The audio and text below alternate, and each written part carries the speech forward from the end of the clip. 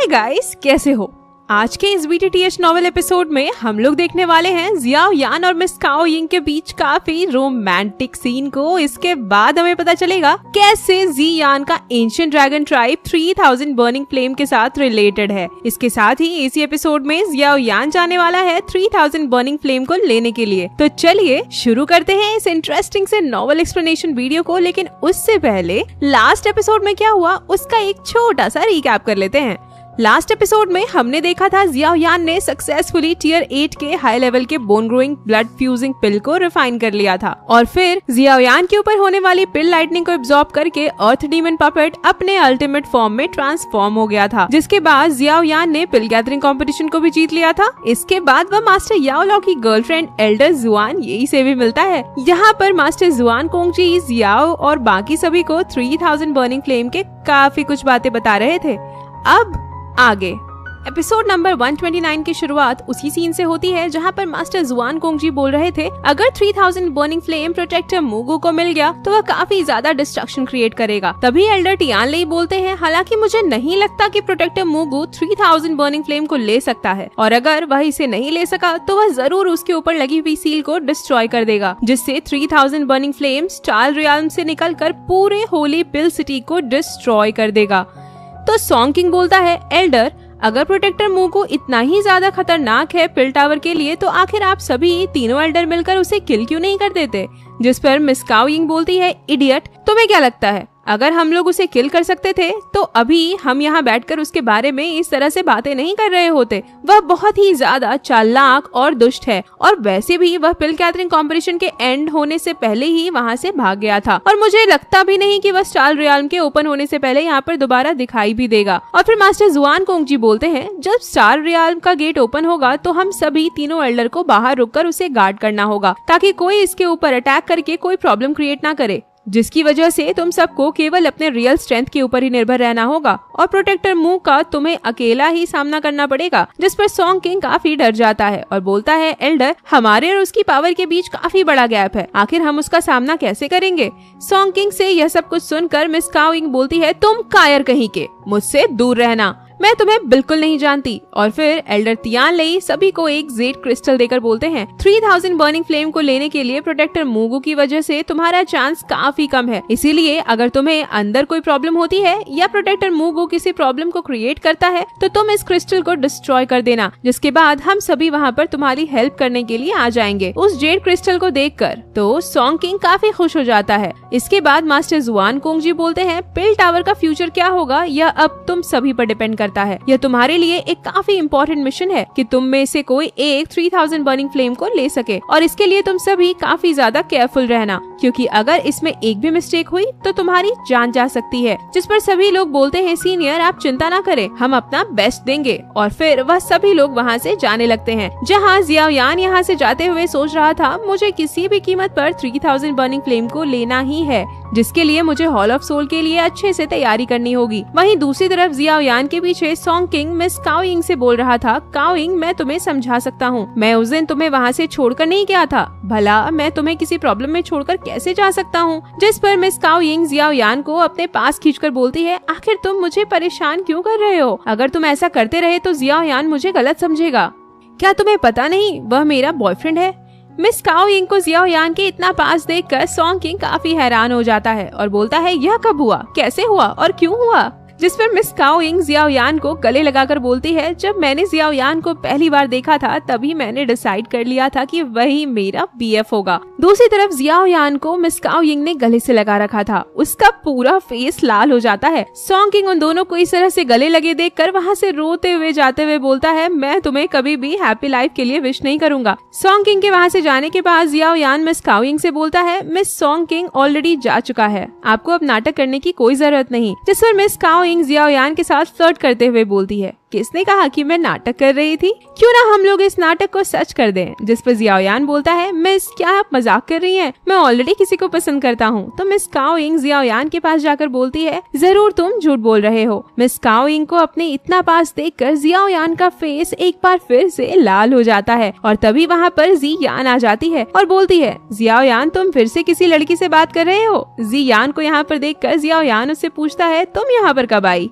और तभी मिस काओ यिंग जी यान को यहाँ पर देख जियाओ यान को गलत समझ लेती है और उससे बोलती है, आखिर तुम इतनी छोटी सी बच्ची के साथ रिलेशनशिप कैसे बना सकते हो? क्या तुम्हें पता नहीं इसके लिए तुम्हें डेथ पनिशमेंट मिल सकती है? जियाओ यान तो यह सब कुछ सुनकर पूरी तरह से हैरान हो गया था और मिस काओ यिंग से बोलता है, मिस काओ यिंग तुम मुझे गलत समझ रही हो। जी यान तो बस मेरी फ्रेंड है जिससे मैं रिसेंटली ही मिला हूँ और वैसे भी यह बस दिखने में ही छोटी है, इसकी एज तुमसे 1000 गुना ज्यादा है। और फिर जियाओ यान मिस काओ यिंग को जी यान के बारे में सब कुछ बता देता है, जिस पर मिस काओ यिंग बोलती है, क्या तुम सच बोल रहे हो? जिस पर जियाओ यान बोलता है, अगर मैं झूठ बोल रहा हूँ तो मेरे ऊपर थंडर लाइटनिंग हो जाए और मैं यहीं पर मारा जाऊँ। तो मिस काओ यिंग जियाओ यान को फ्लाइंग किस देकर वहाँ से जाते हुए बोलती है, अच्छा ठीक है, मुझे तुम पर विश्वास है, जाओ जाकर तुम अभी के लिए रेस्ट करो, कल मिलते हैं साल रियाल्म का गेट ओपन होने पर।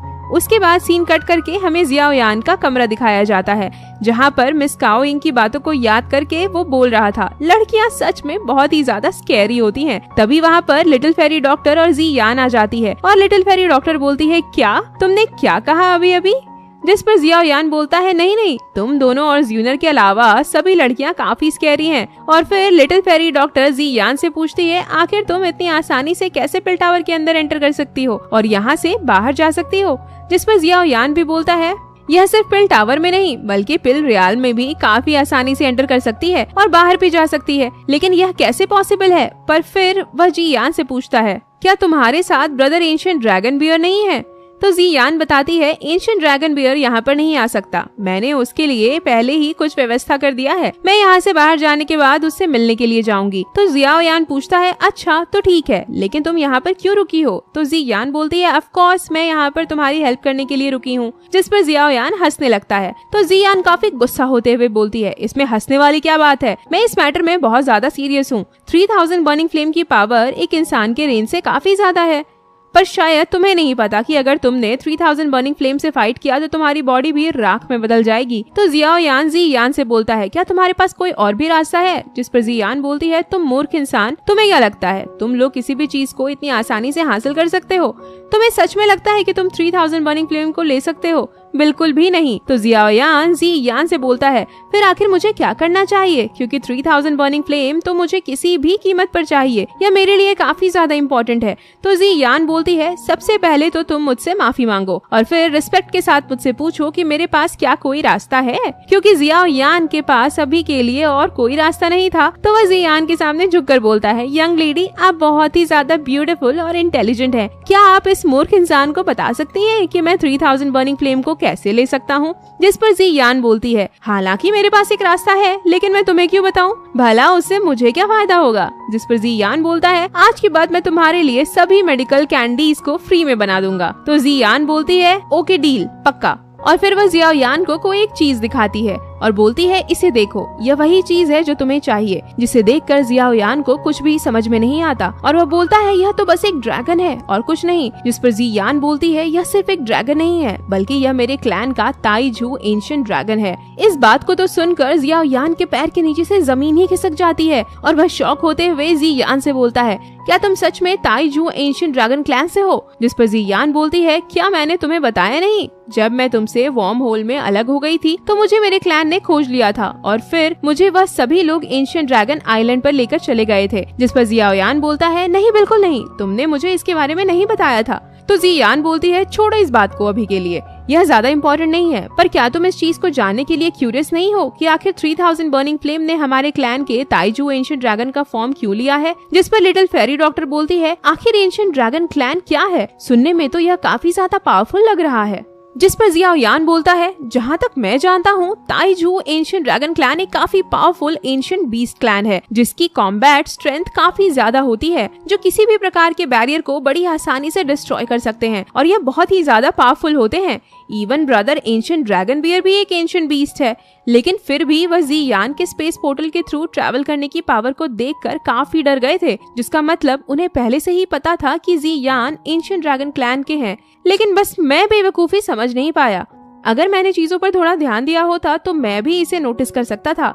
जिस पर जी यान हंसते हुए बोलती है, इसमें तुम्हारी कोई गलती नहीं, मैंने अपनी आइडेंटिटी को इतने अच्छे से छुपाया था कि तुम्हें इसके बारे में कोई अंदाजा ही नहीं था, और भला मैं तुमको अपनी आइडेंटिटी के बारे में इतनी आसानी से कैसे जानने दे सकती थी? इसके बाद जियाओ यान जी यान से पूछता है, आखिर तुम्हारा ancient dragon clan 3000 burning flame के साथ कैसे रिलेटेड है? जिस पर जियान बताती है 3000 बर्निंग फ्लेम ने हमारे एंशिएंट ड्रैगन क्लैन के फॉर्म इसलिए क्रिएट किए हैं क्योंकि उसे हमारे एंशिएंट ड्रैगन क्लैन ने ही बचाया था, या यूं कहें कि 3000 बर्निंग फ्लेम को मेरे एंशिएंट ड्रैगन क्लैन ने ही पाला है। जिसे सुनकर जियाओयान और लिटिल फेरी डॉक्टर दोनों ही शॉक हो जाते हैं और बोलते हैं, क्या सच में तुम मजाक कर रही हो, या कैसे पॉसिबल है कि 3000 बर्निंग फ्लेम को तुम्हारे एंशिएंट ड्रैगन क्लैन ने पाला है?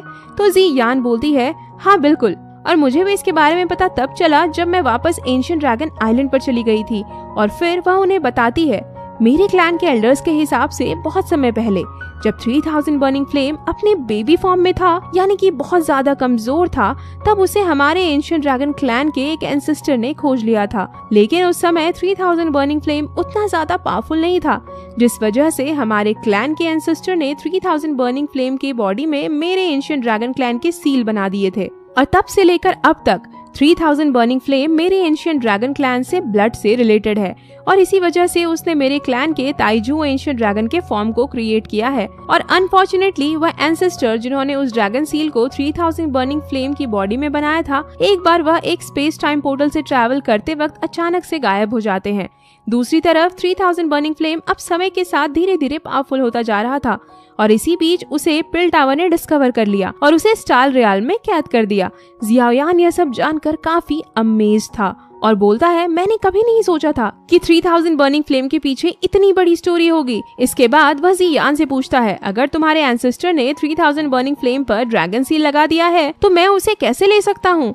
जिस पर जियान बोलती है, सिंपल सी बात है, तुम्हें सबसे पहले ड्रैगन सील का कुछ करना होगा, इसके बाद ही तुम 3000 बर्निंग फ्लेम को ले सकते हो। इसके बाद वह जियाओयान को अपनी क्लैन का ब्लड देकर बोलती है, यह मेरे क्लैन का ताइजू एंशिएंट ड्रैगन ब्लड है, और जब तुम इस ब्लड से 3000 बर्निंग फ्लेम के फोरहेड पर टच करोगे तो उसकी बॉडी में मौजूद ड्रैगन सील एक्टिवेट हो जाएगा। तो जियाओयान पूछता है, फिर क्या?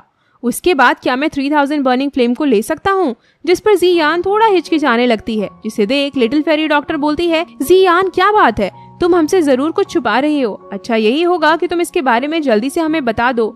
जिस पर जियान बोलती है, एक्चुअली में यह ड्रैगन सील दो तरह से काम करता है, जिसमें से एक तो कि अगर जियाओयान 3000 बर्निंग फ्लेम को सक्सेसफुली कंट्रोल कर लेता है तो उसके बाद वह उसे रिफाइन करके ले सकता है, लेकिन अगर जियाओयान उसे कंट्रोल करने में फेल हो गया तो ड्रैगन सील जियाओयान की बॉडी पर कंट्रोल कर लेगा। इसके बारे में जानकर जियाओयान और लिटिल फेरी डॉक्टर और भी ज्यादा शॉक होते हैं। इसके बारे में जानकर लिटिल फेरी डॉक्टर जियान पर काफी गुस्सा होते हुए बोलती है, तुम ऐसा कैसे कर सकती हो? क्या तुम्हें इसका बिल्कुल भी अंदाजा नहीं है इस चीज से जियाओयान की जान जा सकती है? लिटिल फेरी डॉक्टर को इतनी ज्यादा गुस्से में देखकर जियान रोने लगती है, तो जियाओयान लिटिल फेरी डॉक्टर को जियान को डांटने से रोकता है और उसके पास जाता है, जिसे देखकर जियान रोते हुए बोलती है, क्या अब तुम भी मुझे इसके लिए ब्लेम करने वाले हो? तो जियाओयान जियान के सर पर हाथ रख के बड़े प्यार से बोलता है, भला मैं तुम्हें क्यों ब्लेम करूंगा? तुम्हारी वजह से ही तो मुझे 3000 बर्निंग फ्लेम के बारे में इतनी ज्यादा इन्फॉर्मेशन मिली है। इससे कोई फर्क नहीं पड़ता कि इसके लिए मुझे अपनी जान दांव पे क्यों न लगानी पड़े, लेकिन मैं इस रिस्क को भी लेने को तैयार हूँ। तो जियान खुश होते हुए जियाओयान से बोलती है, मैंने जो तुम्हें ड्रैगन ब्लड दिया है वह मेरे एंसेस्टर से कई गुना ज्यादा पावरफुल है, जिस वजह से तुम इसमें जरूर सक्सेसफुल होगे। इसके बाद सीन कट करके हमें दूसरे दिन का सीन दिखाया जाता है, जहाँ पर सभी टॉप 10 स्टूडेंट जिन्होंने पिल गैदरिंग कंपटीशन को सक्सेसफुली पास कर लिया था एरिना में आ चुके थे, जहाँ हर बार की तरह प्रोटेक्टर मूगू जियाओयान को देखते हुए उसे इशारों में जान से मारने की धमकी देता है, जिस पर जियाओयान बोलता है, मैं भी तुम्हारे लिए तैयार हूँ, जब भी मन करे आ जाना। जिस पर मिस काओ यिंग भी प्रोटेक्टर मूगू को देखकर जियाओयान से बोलती है, हमें स्टार रियाल में प्रोटेक्टर मूगू से थोड़ा सा संभल कर रहना होगा। तो जियाओयान बोलता है, हमें सिर्फ प्रोटेक्टर मू से ही नहीं बल्कि बाकी सभी कॉम्पिटिटर से भी बच के रहना होगा। और तभी वहाँ पर मास्टर जुआन कुंग जी, एल्डर टियान ले और एल्डर जुआन ये आ जाते हैं। इसके बाद वह तीनों एक साथ मिलकर स्टार रियाल का गेट ओपन कर देते हैं, और तभी वहाँ पर उस स्टार रियाल्म के गेट के अंदर से एक एल्डर बाहर की ओर आ जाते हैं, जिनका नाम क्यूलिंग था, जो कि इन सभी को स्टार रियाल्म के अंदर गाइड करने वाले थे। एल्डर क्यूलिंग को देखकर अल्केमिस्ट क्विंग हुआ काफी हैरान होते हैं। तो जियाओयान क्विंग हुआ से पूछता है, सीनियर क्या आप इनके बारे में जानते हैं? जिस पर अल्केमिस्ट क्विंग हुआ बताते हैं यह बंदा, इसका नाम क्यूलिंग है, जो कि पिल टावर का फर्स्ट एल्डर है और यह बहुत ही मुश्किल से दिखाई देता है। और क्योंकि यह यहाँ पर अपीयर हुआ है, इसका मतलब है कि पिल टावर ने यहाँ पर काफी ज्यादा सिक्योरिटी बढ़ा दिया है। और फिर वह एल्डर क्यूलिंग बोलते हैं, सभी लोग मेरी बातों को ध्यान से सुनो। अगर किसी ने भी रूल्स को फॉलो नहीं किया तो मेरे पास इतनी पावर है कि मैं उसे स्टार रियल्म से बाहर निकाल सकता हूँ। और जो भी लोग यहाँ पर कुछ गलत सोच कर आए हैं उसके बारे में तो सोचना भी नहीं तो यह तुम्हारे लिए बिल्कुल भी अच्छा नहीं होगा। इसके बाद वह सभी लोगों को स्टार रियल में एंटर करने के लिए बोल देते हैं। नेक्स्ट एपिसोड काफी स्पेशल होने वाला है, क्योंकि नेक्स्ट एपिसोड में हम लोग पहली बार देखने वाले हैं 3000 बर्निंग फ्लेम को, जहां पर 3000 बर्निंग फ्लेम को लेने के लिए काफी बड़ी बैटल होने वाली है। इसीलिए गाइस जल्दी लाइक कर दो, कमेंट करके बताओ एपिसोड कैसा लगा। तब तक के लिए बाय बाय, मिलते हैं नेक्स्ट वीडियो के साथ।